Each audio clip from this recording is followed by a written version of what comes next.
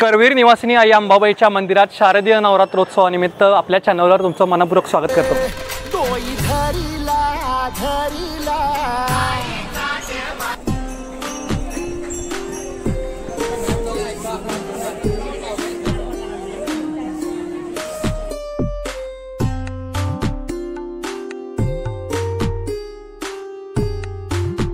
आज अश्विन शुक्ल प्रतिपदा म्हणजेच 22 सप्टेंबर 2025 आज जगभरात नवरात्रोत्सवाला प्रारंभ होतोय। याच नवरात्रोत्सवानिमित्त जगज्जननी करवीर निवासिनी आई अंबाबाईच्या मंदिरातील संपूर्ण व्हिडिओ आज आपल्यासाठी घेऊन आलोय। या मंदिरातील आजचं प्रसन्न वातावरण आणि देवीची कमला देवी या रूपातील पूजा आपल्याला आजच्या व्हिडिओमध्ये संपूर्ण दिसणार आहे। 3.5 शक्तिपीठांपैकी एक असलेल्या करवीर निवासिनी आई अंबाबाईच्या मंदिरात आज सकाळी शारदीय नवरात्रोत्सवानिमित्त विधिवत घटस्थापना झाली आणि संपूर्ण कोल्हापुरात आनंदमय वातावरण निर्माण झालं। घटस्थापना झाल्यानंतर तोफेची सलामी दिली जाते, जेणेकरून संपूर्ण कोल्हापूरमध्ये आई अंबाबाई मंदिरामध्ये घटस्थापना झाली अशी सूचना भाविकांना मिळते। आजपासून दसऱ्यापर्यंत कोल्हापुरातील भाविकांबरोबरच इतर राज्य आणि देश विदेशातून साधारणतः 25 ते 30 लाख भाविक आई अंबाबाईचं दर्शन घेण्यासाठी येतात। आता व्हिडिओमध्ये तुम्ही पाहतच असाल त्याप्रमाणे मंदिराचा संपूर्ण परिसर हा भाविकांनी गजबजून जातो। दशमहाविद्यांमध्ये देवीची जी रूपे आहेत त्या रूपांप्रमाणे यावर्षी आई अंबाबाईची पूजा बांधली जाणार आहे।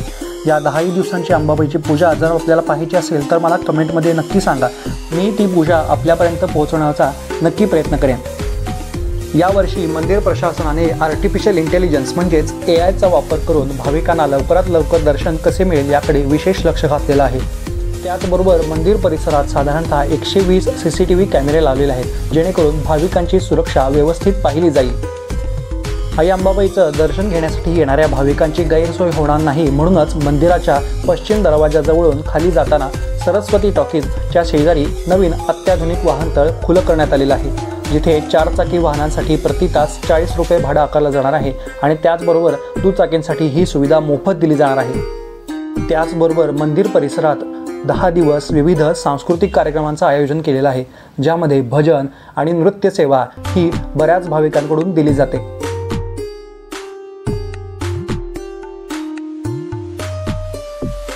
आजच्या देवीच्या पूजेबद्दल सांगायचं झालं तर दशमहाविद्यांपैकी एक असणारी देवी कमला म्हणजेच साक्षात लक्ष्मी स्वरूपिणी देवता अभय वरद आणि वरच्या 2 हातांमध्ये कमळ कळ्या धारण करणाऱ्या या कमला स्वरूपाला सागर मंथनातून प्रकट झाल्यानंतर अष्टदिग्गजांनी अमृताभिषेक घातला अशी प्रसिद्ध कथा आहे।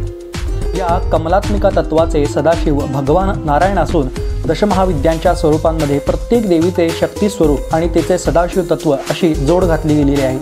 दशमहाविद्यांचा संबंध फक्त देवी स्वरूपाचा नसून भगवान विष्णूंच्या 10 अवतारांशी देखील या स्वरूपाचा संबंध असे मानले जाते। मित्रांनो, आजचा खास शारदीय नवरात्रोत्सवानिमित्तचा आई अंबाबाई मंदिराची सफर घडवणारा हा व्हिडिओ आपल्याला कसा वाटला हे मला कमेंटमध्ये नक्की सांगा।